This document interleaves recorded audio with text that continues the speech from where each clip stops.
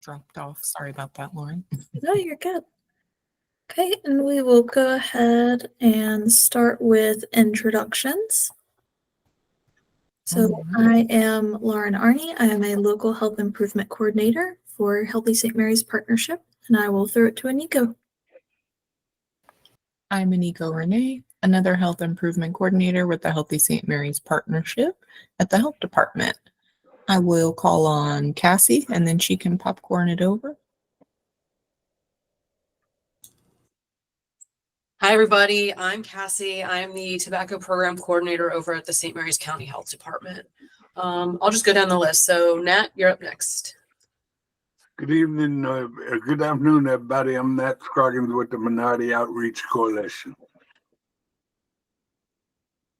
All right, Annette. Hi, can you hear me? Yep. Hi, my name is Annette Lawrence from the St. Mary's County Health Department, and I work in the Division of Community Engagement Policy. Thank you. And Nancy. Hi, everyone. I'm Nancy Stone. I am the Cancer Screening Program Assistant at St. Mary's County Health Department. Welcome. Sarika. Good afternoon, everybody. I'm Sarika Butler. I'm the asthma coordinator here at the St. Mary's County Health Department. Welcome. Natasha. Hey, I'm Natasha, and I work in the outreach department at the St. Mary's County Health Department. Welcome. Caitlin. Hello, everyone. I am Caitlin Kirkpatrick, and I am the cancer screening nurse and program supervisor and lead nurse case manager at the health department. Thank you. Stephanie. Hi, everybody. I am the chronic disease supervisor at St. Mary's County Health Department. Thank you. Andrea. Hi, everyone. I'm Andrea Hamilton. I'm the Assistant Director of Community Engagement and Policy at the Health Department, and I do help to oversee the Healthy St. Mary's Partnership. Thank you for joining us. Christine. Hi, everyone. I'm Christine DeLeese. I'm the Community Development Coordinator for the Better Health of Maryland, one of the MCOs under Health Choice, the Medicaid program, and I'm also one of the co-chairs for the Chronic Disease Action Team. Thank you. Kelsey. Kelsey Bush, Community Affairs Liaison, St. Mary's College of Maryland, also the co-chair of the Health of St. Mary's Partnership. Thank you for joining us today. Rebecca. Hello, I'm Rebecca Baxted from St. Mary's County Health Department, and I'm part of the outreach program. Thank you. Kara. Hi, everyone. I'm Kara Sarakaya. I am the outreach manager over at SEEDCO. Thank you. Suha. Hi, everybody. My name is Suha. I am the Health Equity and Outreach Program Manager here at the Health Department. Thank you for joining us. And I think I saw Stacy join. Hi, everybody. I'm Stacey Morgan. I work with ACCU at St. Mary's County Health Department. I'm a coordinator of special programs. Thank you for joining us. And last but not least, we have Brandon Russell. Good afternoon, everyone. Brandon Russell. I'm here on behalf of PFLAG Southern Maryland. I also am the vice chair of Pride Southern Maryland and was recently appointed to the Maryland Commission on LGBTQIA+ affairs with the governor's office. That is awesome. Thank you so much for being here. And we'll proceed to Partner Spotlight right after. I'll give Darisha the chance to introduce herself. You got the names wrong. Hi, I'm Darisha Marshall from the St. Mary's County Health Department. I work for chronic disease. And the two programs that I work under are diabetes and tobacco. Thank you so much for joining us. And the dental program. Thank you. And let's see. And Jessica Lee that just joined, if you have the opportunity to introduce yourself.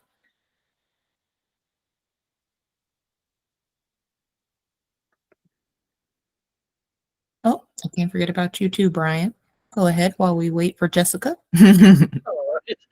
Brian Abel with the Southern Maryland Tennis Foundation and also co-chair of the Chronic Disease Action Team. Thank you. All right. And let's see, is anyone else, did I miss anyone else for intros?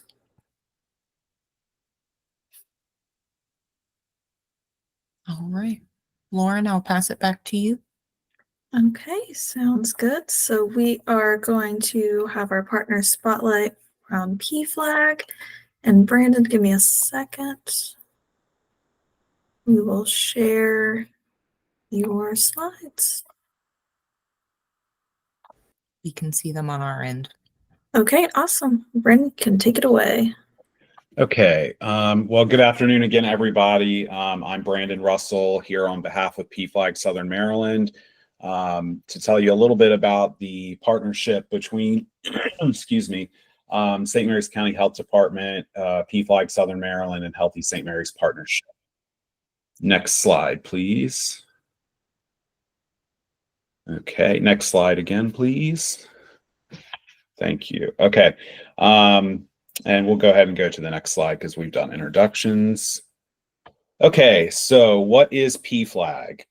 PFLAG Southern Maryland is a chapter of one of the nation's largest, if not the nation's largest organization, PFLAG National, which works to create a caring, just, and affirming world for LGBTQ plus people and their loved ones. And on this next slide, we've got a little video here to kind of give you a brief overview of the history.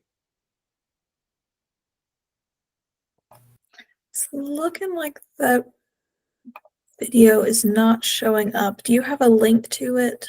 Yeah, give me 1 second.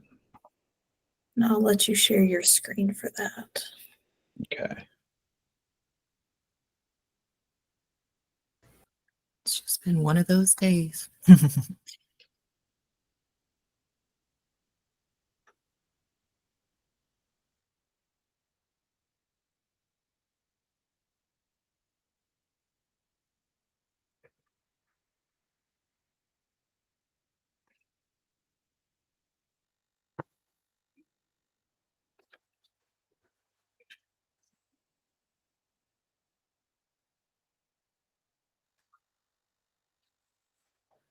Okay, I think we got it working, and let's see.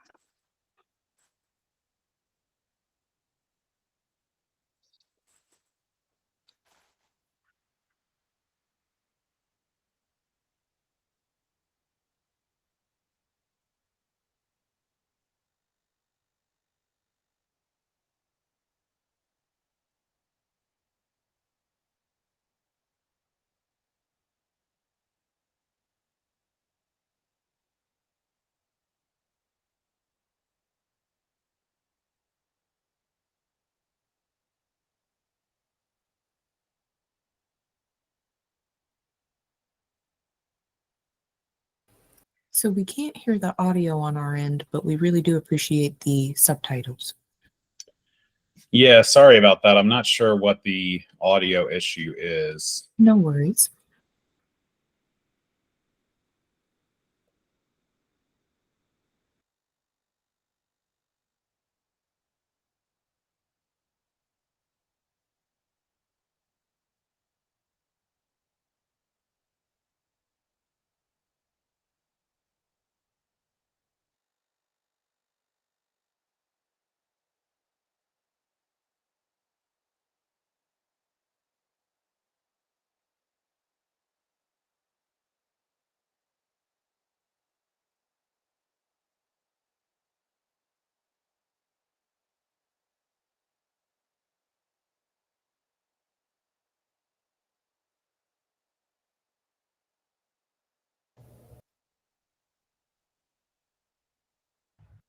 Okay, Brandon, I can go back to sharing my screen.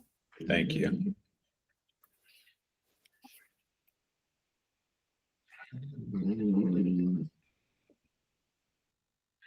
Okay.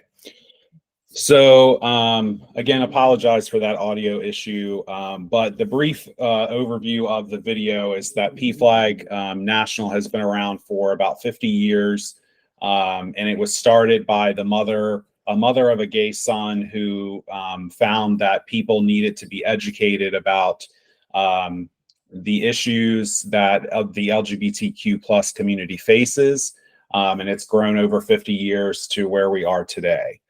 So, who is PFLAG Southern Maryland? Our chapter's members are LGBTQ plus people, parents, family, and allies from the Tri-County area, including Calvert, Charles, and St. Mary's counties.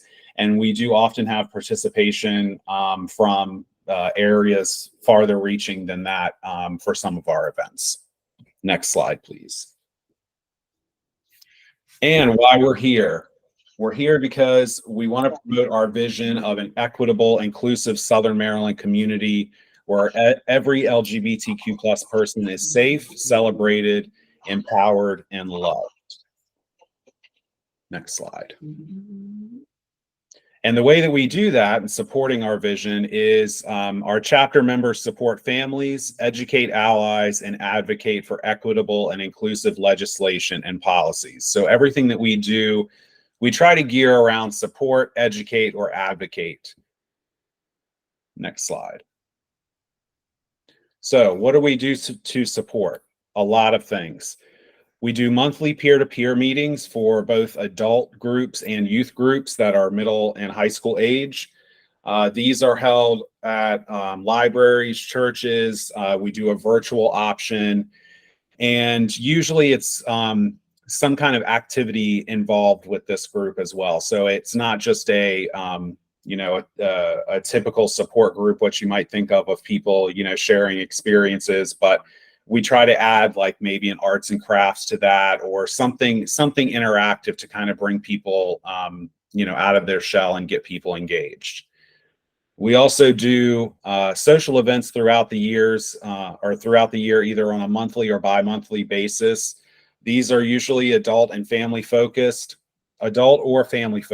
So, for example, we've had a handful of, like wine night themed adult social hours at Port of Leonardtown Winery, or we did one up at Courteau Vineyards in Mechanicsville. And then we also do things that are, family atmosphere type stuff, like we go to Viking axe throwing, or we might have the social hour at an ice cream shop, which we did in Leonardtown this year.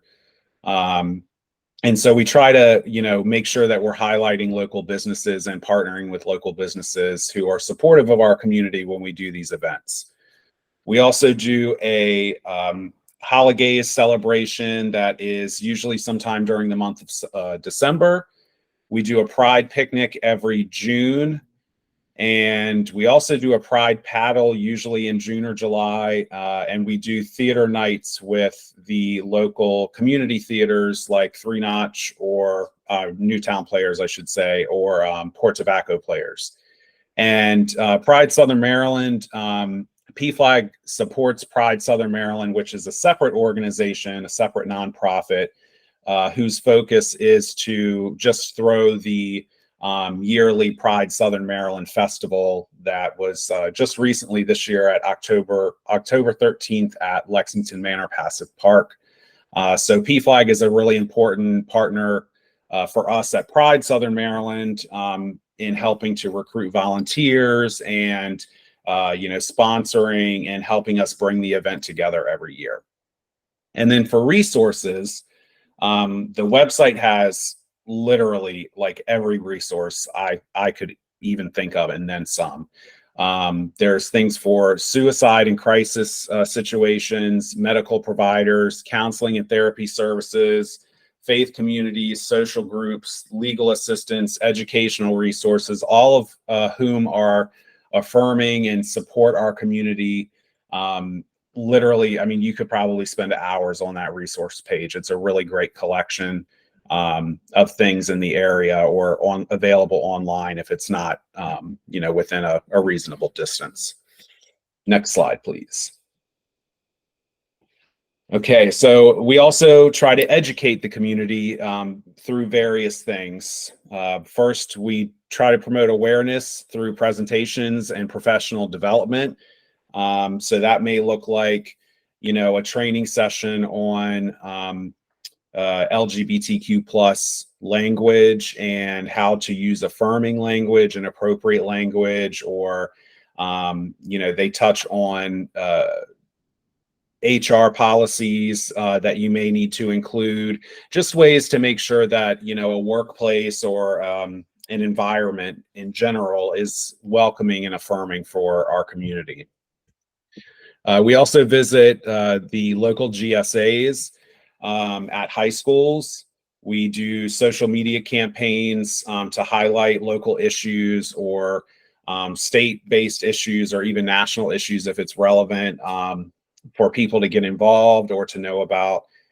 And we also have a pretty popular distribution of safe space stickers, which can be requested through our website. We also do plenty of events, geared on education throughout the year. One of the biggest ones was the youth conference, where we brought together youth, LGBTQ plus youth or allies from the Tri-County area to engage in various activities and workshops to just kind of see like what support is needed and build our community. We also do suicide prevention and resource nights or fairs.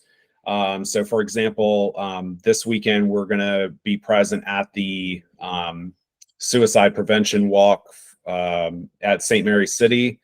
And we've attended different resource fairs for St. Mary's County Health Department, Calvert County Health Department, Charles County Health Department, including the mental health fairs. We recently attended ones for Calvert County Public Schools. We table at local festivals and fairs to make sure that our presence is known and people have access to information. And we also hold volunteer meetings to try to recruit more people to get involved with our organization and help us support our vision. And then also under Educate is we have strategic partnerships with various organizations, including St. Mary's County Health Department, Charles County HIV Prevention, College of Southern Maryland, St. Mary's College of Maryland, Center for Children, CEDCO, the list goes on. These are really important to us because it's through these networking and community organization connections that we can really extend our reach and get more people to know about our organization and what resources are available for them. Next slide, please. And then we also have advocacy. So we do quite a bit under this as well. We do anti-trans and LGBT or LGB plus violence and discrimination awareness workshops. We build faith relationships with various affirming church or religious organizations that are in the area. We encourage workplace equality. We participate in various organizations or provide feedback to various organizations to promote commitment to equality, unity, and inclusion. And we also support gun violence prevention. With the government, we advocate for reproductive health. There's a pretty important question 1 on the ballot this year that we've been trying to inform folks about to protect reproductive health in Maryland's Constitution. We also focus on family rights for adoption and marriage, LGBTQ plus individuals as a protected class. So this is making sure that our elected officials, particularly at the local level, realize that we are a protected community and that there are certain things that come with that classification that will help us to deliver equality and make sure that people are treated fairly. We also follow any hate crimes in the area that may need support, or the families who may need support. And we also try to keep an eye on the justice system locally to see if there's anyone from the LGBTQ plus community who may have been negatively, or positively too. We like to have positive stories, but may have been impacted in some way or may need some assistance. And then we advocate with institutions to help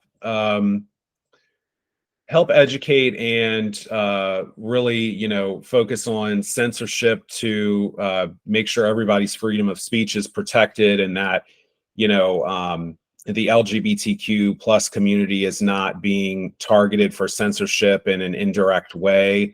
One of the things that is happening pretty much across the country in that kind of realm is with social media, where certain subjects are being monitored through the algorithms by the social media companies, because they are highly politicized, and a lot of those keywords or topics are LGBTQ plus related, and so it can kind of limit the good stuff that's out there from reaching the people that it needs to reach, because social media is targeting LGBTQ themes. We also advocate for HIV and STD prevention, inclusive sex education and public accommodations, and safe and welcoming schools.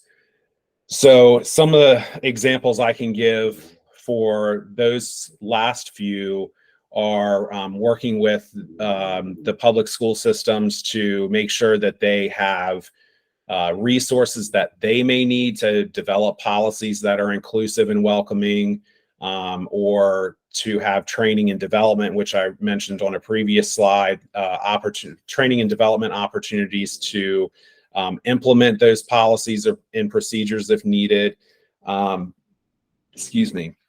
Public accommodations.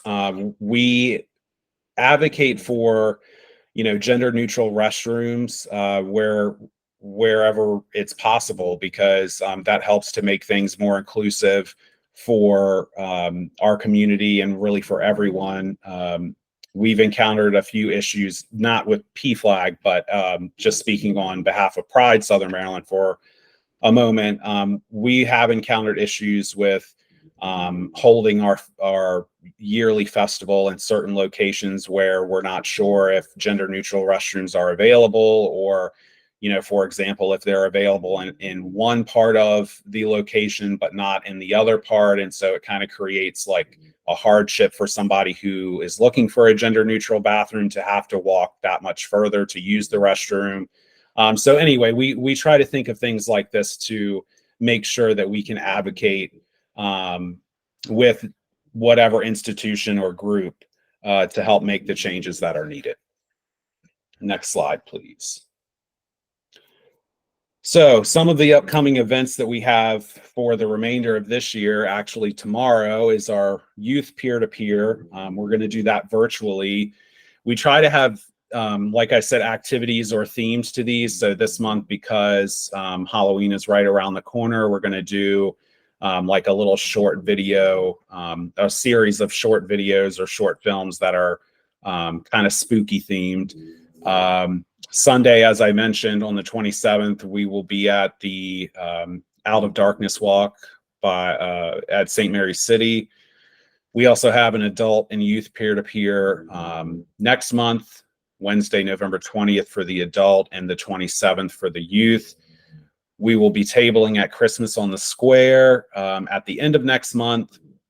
And then our holidays event is Sunday, December 8th at the Southern Community Center in Lusby.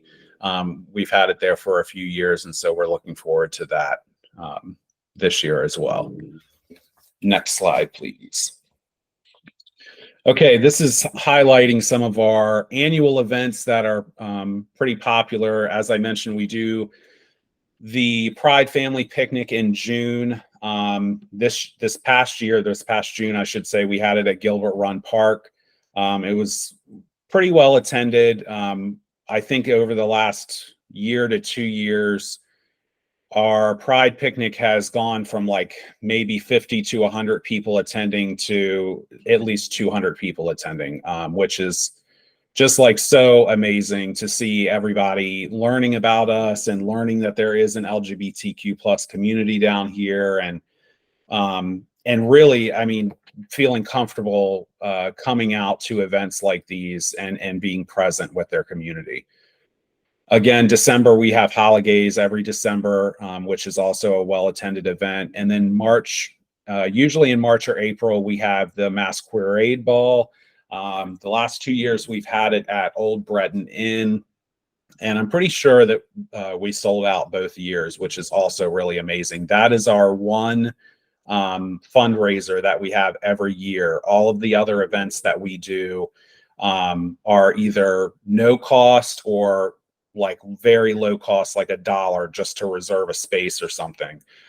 So we try to provide as much as we can free to the community to come to these events and get engaged. Next slide, please.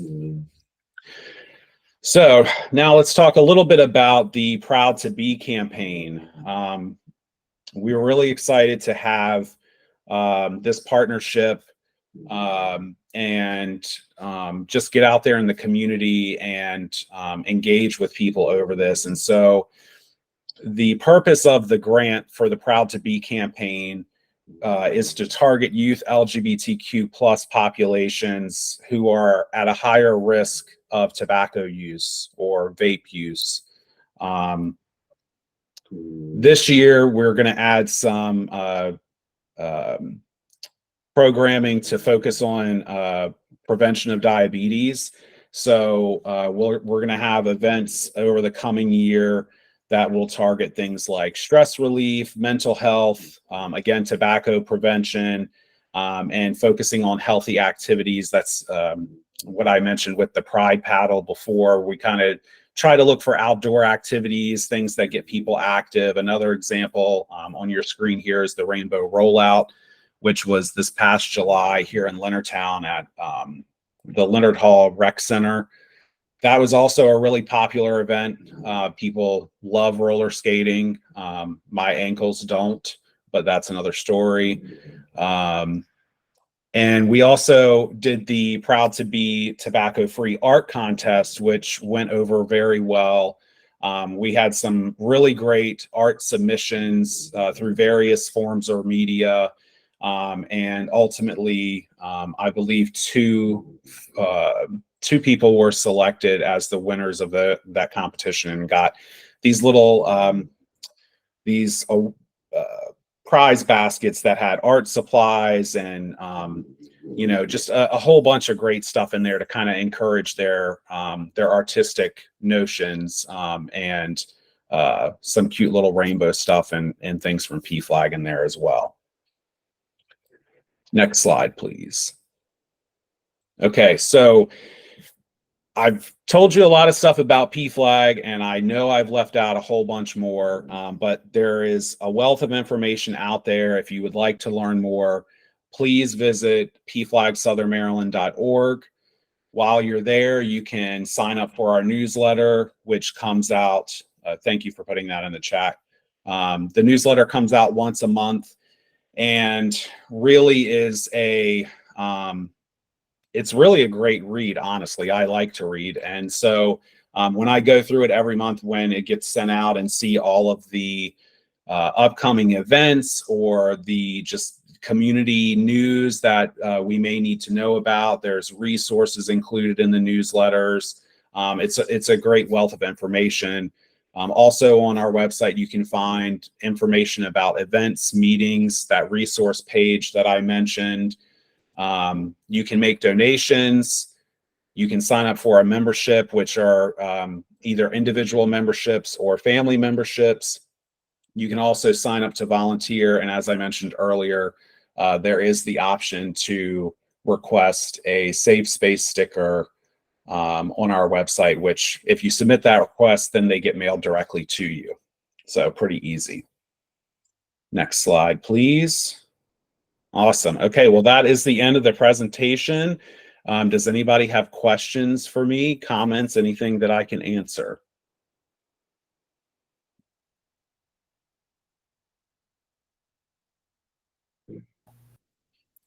Thank you again for presenting, Brandon. That was a great presentation, and we were so excited about the Proud to Be Tobacco Free campaign. Yeah, no problem. I was excited to be here. You know, Caitlin sent her apologies for having to miss it, but I was happy to step in. And let me just also add here at the end that while I am not directly on the PFLAG board, I do volunteer with PFLAG quite often because I lovingly call myself the first spouse of PFLAG Southern Maryland. My husband, Paul, is the president. And so, you know, what I've watched the board of PFLAG do, just as being a volunteer and you know, a family member really of somebody who is on the board, what I've watched them do and accomplish over the last 3 years is really nothing short of amazing, especially in our area where it is so needed and we need to have our community visible and out there and represented in a positive light, which I think is really important these days. And so just really wanted to shout out the great work that they're doing and the help that they provide us with Pride Southern Maryland each year. And also to thank you folks for wanting to know more and the health department in general for supporting PFLAG's mission. It really means a lot. Thank you. So if there are no questions, we will move on. But Brandon, you are welcome to stay for the rest of our meeting. Okay, great. Thank you.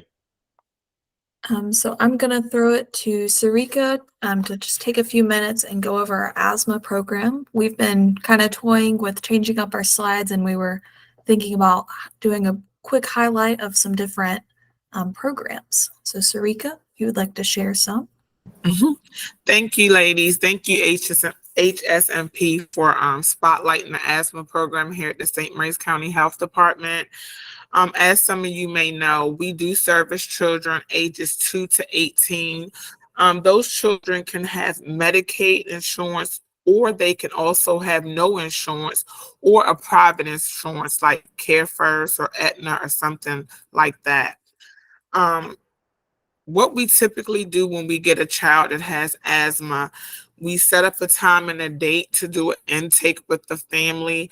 This intake can be done over the phone. They could come to the health department, or we can go into the home to do the intake as well.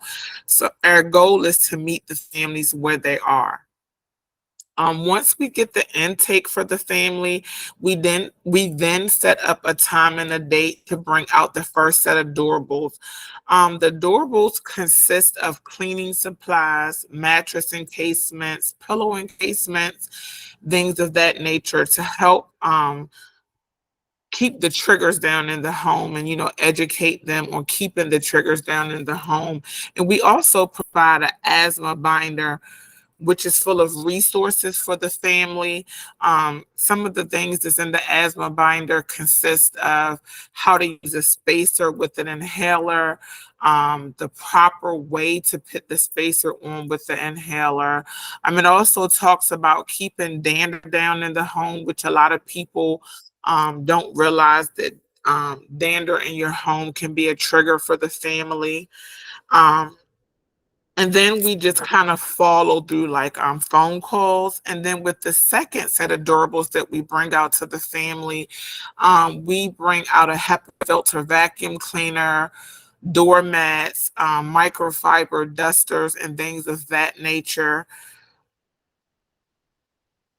Right now, we're also in collaboration with we have a new interpreter at the health department. So we're going to be collaborating to get more Spanish speaking families enrolled into the program so that we can also help them with their asthma as well. I'm trying to think of something. It was something I wanted to tell you guys. Of course, my mind went blank. But for the I'm sorry, what was that, Aniko? I said, was it the Lunch and Learns? Yes. So during the summer, the asthma, thank you, Nico, the asthma program, we did partner with the St. Mary's County Library and the Judy Center. So we did some lunch and learns, and that helped us get some of our enrollments in the month of June and July, which was great access to the program. Alongside of that, I do quarterly meetings with the Judy Center. So some of my intakes do come from, me partnering with them.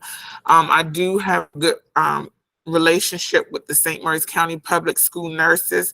So they also send over referrals as well.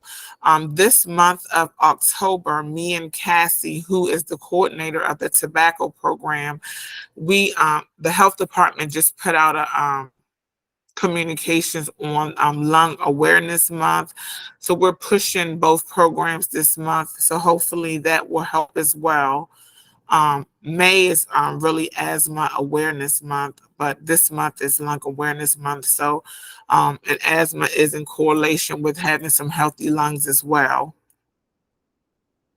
And if there's any questions or referrals that need to be sent, you can always click on the St. Mary's County Health Department website.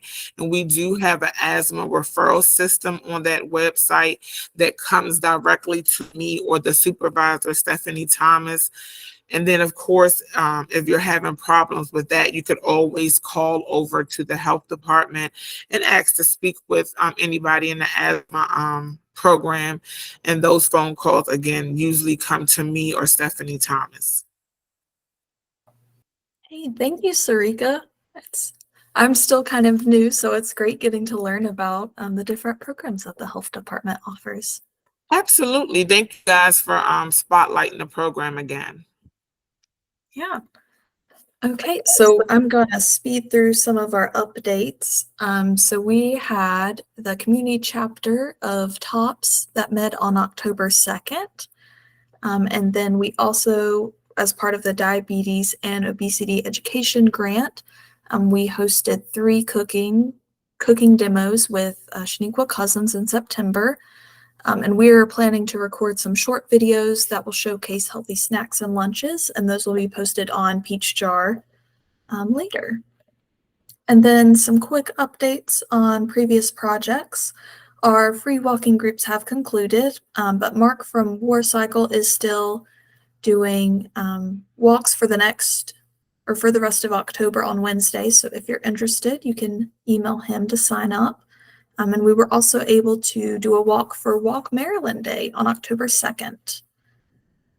More to Explore also wrapped up early September, and we already contacted winners for those prizes. And thank you again to Aetna for providing some donations. And then lastly, we had the Healthy Food Drive as part of the annual meeting. So we were able to donate 4 boxes of food and a box of produce to 2 different pantries, which was so awesome.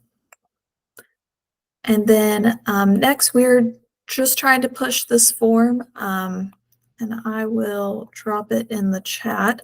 If you have any flyers for upcoming events or anything that you would like shared, feel free to submit them here, and it'll just make it a little bit easier for us to find them when we're doing the newsletter and figuring out which things to share.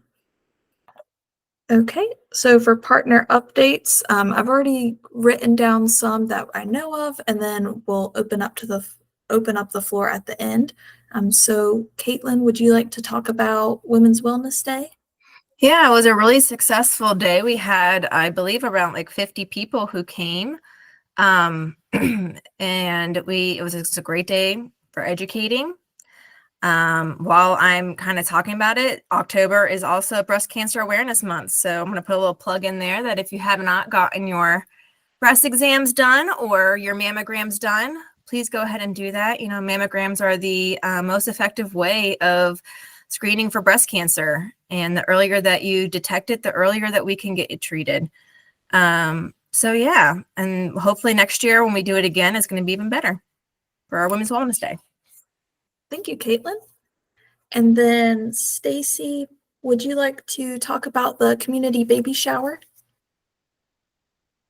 Okay, yes, I would love to. We are going to have what we're calling a community sprinkle.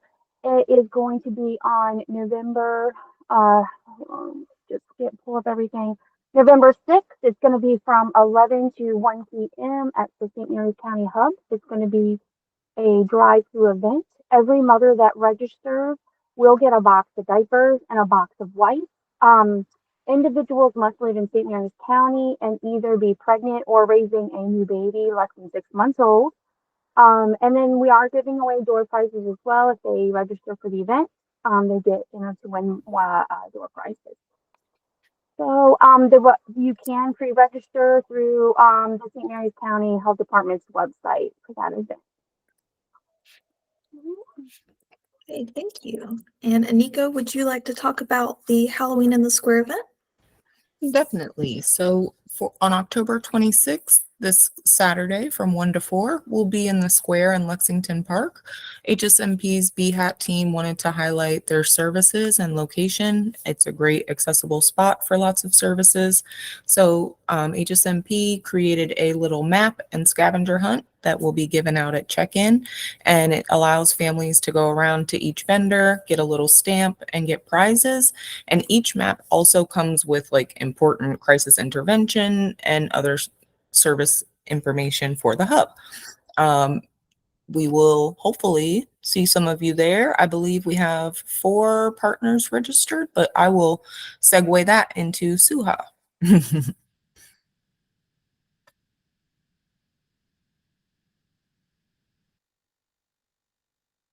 And Suha, if you want to take the time now to talk about the period equity initiative updates and our attendance for outreach, that'd be great. Yes, sure. Sorry, Nico, I was trying to unmute myself there. No Hi, worries. folks. Good afternoon. Wanted to just quickly kind of run through and provide some updates on our period equity initiative. So we are kind of at a standstill with the initiative as we're unable to unfortunately secure funding to sustain the initiative. We had great success with the initiative, especially at the libraries. There was a huge uptake in menstrual products there, and we're really hoping that we can make this sort of a long-term initiative in the future. We were awarded a grant, but unfortunately, due to some of the conditions that were in the grant that were not in accordance with the legal protocols for the health department, we were not able to accept the funding, which kind of put us back a little bit.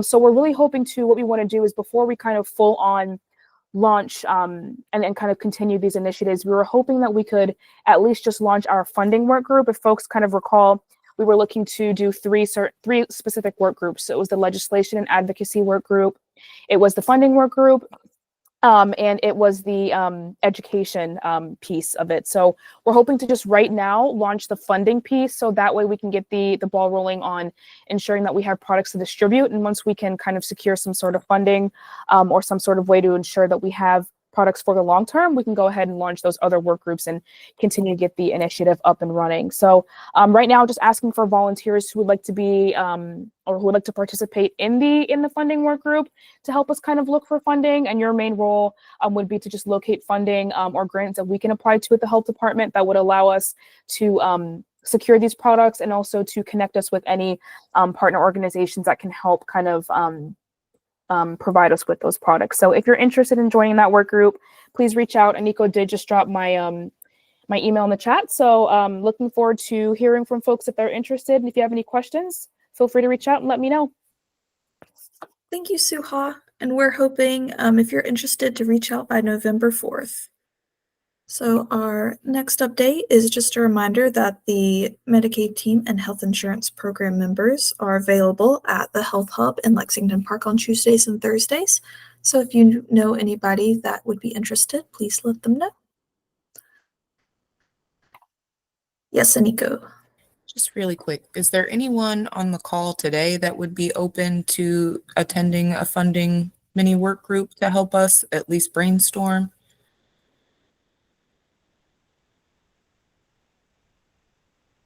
Okay, Stephanie. Awesome. Thank you so much. Any other takers? I can help. Men perspectives are welcome. You'll help, Caitlin? Yeah. Thank you so much. All right, cool. Thank you all. Go ahead, Lauren. Thank you. I also wanted to mention that Community Assistance Day is on November 14th. The Health Equity Team and HSMP will be attending. We had a successful sock drive as part of the action bags that we're doing in VIT, so we'll be planning on handing those out. And then Christine had wrote in our form, but she could not be here today, so I just wanted to go over her update. UMD Extension is offering a new prevention learning portal to assist health departments, school, nonprofits, and extension educators. So if you're interested in that, we'll have that linked in the minutes. And then lastly, for my updates, we need some people to sign up for Veterans Resource Day to help table for HSMP. I'm going to put the link here if you're interested. It is from 9 a.m. to 2 p.m., but we're asking for people to split shifts and just help give out resources for the community. With that, I will move it on and we will open up the floor to any other partner updates. So feel free to take yourself off mute and share.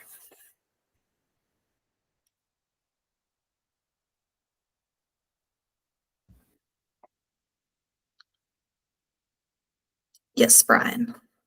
Just want to update you that St. Mary's College of Maryland reconstructed 6 lighted tennis courts and opened them to the community this past weekend with a community tennis tournament attended by over 100 players. Okay, awesome.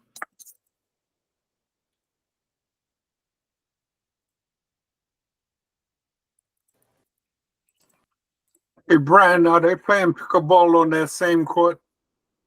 No, they do not have pickleball lines on those courts. Okay, thank you. They were very. I think I don't have the full reasoning as to why they did that. I think they have other grand plans, but they are specifically having it, I guess, with the intercollegiate competition. You know, making it very tennis oriented. Correct. Kelsey, I don't know if you have anything to add on that, but they're great courts. I played the tournament this weekend where we had 100 players from the community came and inaugurated those brand new courts. They're in excellent shape. I mean, the thing is that they're still putting the netting up around it to give it a little bit more privacy, but they are completely rehabbed and refinished. So it is the sort of ultimate, dream of the president that our tennis team have the ultimate tennis stadium, I guess, in our division. So. Right. No, Kelsey, I've been around a lot of tennis courts, and they were reconstructed properly. They did everything right. And President Jordan, who's an avid tennis player, who's going to be touring the Grand Slam tournaments in her retirement, is made sure that happened. Yes. Hey, thank you, Brian. Is there any other partner updates? I'll share a quick update. Sure. So we are getting ready for open enrollment, which is going to start on November 1st for Maryland Health Connection plans. So that's for the state health insurance plans with the assistance to help make them more affordable for people that qualify. So feel free to send people our way, anyone that might not have insurance and maybe they've said they don't qualify for Medicaid for some reason. Please feel free to send them to us and we can help them out. There is a new policy this year for DACA recipients are now eligible to receive tax credits. So that's a really big new thing that hopefully will bring a lot of new people into the marketplace. We are going to have a couple of enrollment events throughout the year or throughout the season. I can send those to you guys when we get the dates and locations squared away. That would be great. Thank you so much, Kara.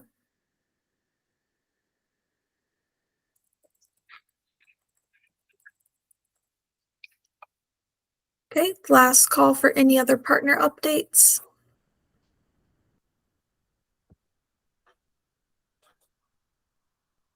Okay, we will move on. There are a few things we need to go over for the close of our meeting. So our next, or for November and December, we're going to combine into one meeting just because our meetings fell right around the holidays. So I'm going to launch a poll. It'll be in the chat. Yes. So if you could vote on whether December 3rd or 17th or both dates are good. And just so you're aware, the other two action teams have so far voted for December, the first week of December. So if you go to multiple, you might be interested in spacing those out. And if you can't see it in the chat, there's 3 shapes, a triangle, square, and circle on the bottom right of the screen. That's where you can access the poll.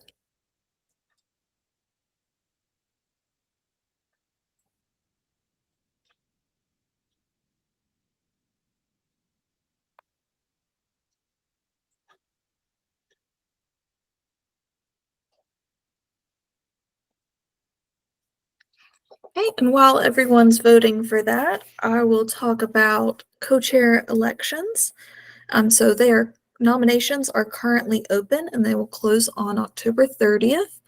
You can nominate yourself or others to be a co-chair for one of our action teams.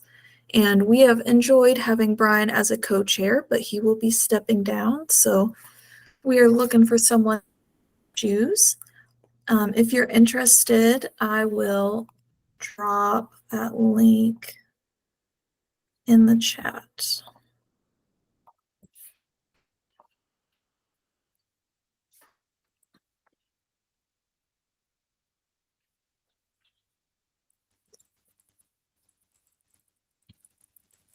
Okay. And just as a reminder, the HSMP bylaws state that voting must take place at the final meeting. So if you would like a vote, please show up to our final meeting. And I'm going to go ahead and end the poll, and it looks like December 3rd is our date. So we will see you all again on December 3rd. Same time, same link.